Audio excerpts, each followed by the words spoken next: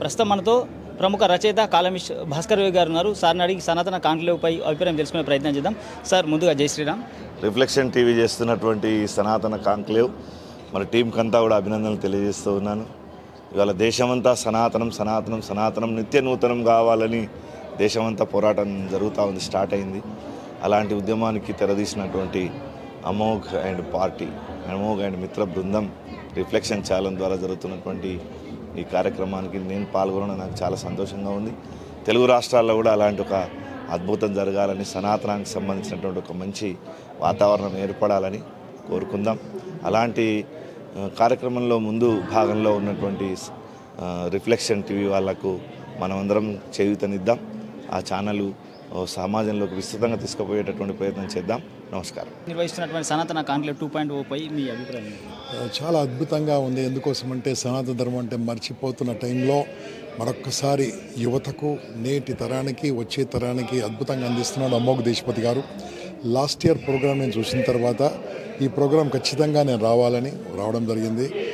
అందరి యువత ఈ యొక్క ప్రోగ్రాం చూడండి. ఈ యూట్యూబ్ ఛానల్ని మనం రక్షించుకోవాలి, దాన్ని లైక్ కొట్టాలి, ముందు తీసుకెళ్ళాలి. ఎందుకోసమంటే ఎన్నో విషయాలు మనకు తెలియదు, మేము వస్తే కానీ మీకు తెలియదు. కాబట్టి ఈ యొక్క సోషల్ మీడియా ద్వారా నేర్చుకుంటే బాగుంటుందని కోరుతూ మీరు ఇంకా కొత్త విషయాలు తెలుసుకోండి, సనాతన ధర్మాన్ని రక్షించండి. జై శ్రీరామ్.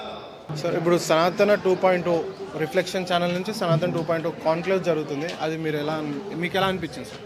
అద్భుతం అండి. ఒక మాటలో చెప్పాలంటే ఇది అద్భుతమైన ప్రోగ్రాం. మన దేశపతి గారు మనకి ఇంత చిన్న వయసులో కూడా ఇంత అద్భుతమైన కాంక్లేవ్ నిర్వహిస్తున్నారట. సనాతన ధర్మం గురించి ఇంత ఇదిగా దాదాపు 1000 మంది అసలు కదలకుండా కూర్చొని వింటున్నారు. గొప్ప గొప్ప వక్తలందరూ దీనికి ఆహ్వానించారు. నేను ఉదయం 9 నుంచి నేను ఇక్కడ అటెండ్ అవుతున్నానండి. చాలా అద్భుతంగా ఉంది ఈ ప్రోగ్రాము. సనాతన ధర్మం గురించి, సనాతన ధర్మం యొక్క దాన్ని మనము ఫాలో చేయాల్సిన ఆవశ్యకత ఎలా ఉంది, ప్రస్తుతం ఉన్న సమాజంలో సనాతన ధర్మం యొక్క అనుసరణ, ఆచరణము ఎలా చేయాలి, చాలా అద్భుతమైన ప్రోగ్రాము. ఇది ఇంకా రాత్రి 9 వరకు జరుగుతుంది. ఈ మన రిఫ్లెక్షన్ టీవీ వారు దీనికి లైవ్ కూడా ఇస్తున్నారు. నేను నా పర్సనల్ వాట్సాప్ నుంచి నా ఫేస్బుక్లో కూడా షేర్ చేశాను. ఎవరైనా అటెండ్ కాని వారు దయచేసి అటెండ్ కాండి. మీరు దీన్ని ఒక అద్భుతమైన మీకు ఒక అనుభూతి కలుగుతుంది. మీరు తప్పకుండా రావాలి. ఇది చేస్తున్న దేశపతి గారికి నా ప్రత్యేక అభినందనలు, కృతజ్ఞతలు కూడా అండి. Thank you. చెప్పండి, మీకు రిఫ్లెక్షన్ కాంక్లేవ్ సభ ఎలా అనిపిస్తుంది? నమస్తే. ముందుగా జై శ్రీరామ్. రిఫ్లెక్షన్ ఛానల్ వారికి సనాతన ధర్మం గురించి పెట్టిన ఇది ప్రోగ్రామ్ ఉందో చాలా బాగుంది. సనాతనం సనూతనం, ఇట్స్ మీన్ సనాతన ధర్మాన్ని మనం నూతనంగా ఏదైతే పబ్లిక్లో తీసుకురావాలో ఆ ప్రయత్నం ఏదైతే చేస్తున్నారో ఇది చాలా బాగుంది. ఇప్పుడు మన భారతదేశంలో మనకి ఎన్నో విధాలుగా దాడులు జరుగుతున్నాయి. ఆ దాడులను అరికట్టాలంటే మన మూలాలు ఎక్కడ నుంచి ఉన్నాము, మనం ఏంటి, మన ధర్మం ఏంటి, భారతదేశంలో జరిగిన మన జీవన శైలులు ఏంటివి, ఇవన్నిటి గురించి తెలుసుకోవాలంటే మనం సనాతన ధర్మం గురించి తెలుసుకోవాలి. సనాతన ధర్మం గురించి ఎలా తెలుసుకోవాలి అంటే మన పెద్దలు చెప్పలేకపోయారు. మన విద్యా వ్యవస్థలో కూడా మన యొక్క చరిత్రలు కూడా లేవు, మన ధర్మం గురించి కూడా లేవు.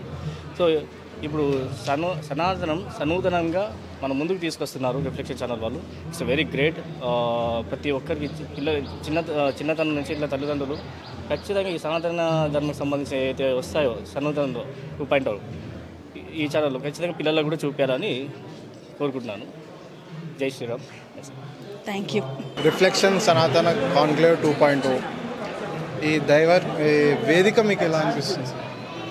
చాలా బాగుంది. చాలామంది ధర్మాన్ని కాపాడేవాళ్ళు, ధర్మాన్ని ప్రచారం చేసేవాళ్ళు, ఆచరణ చేసేవాళ్ళు, పండితులు, రకరకాల ప్రవృత్తిలో ఉన్నవాళ్ళు, వృత్తిలో ఉన్న అందరూ కలిసి సనాతన ధర్మం కోసం నిలబడటం చాలా బాగుంది.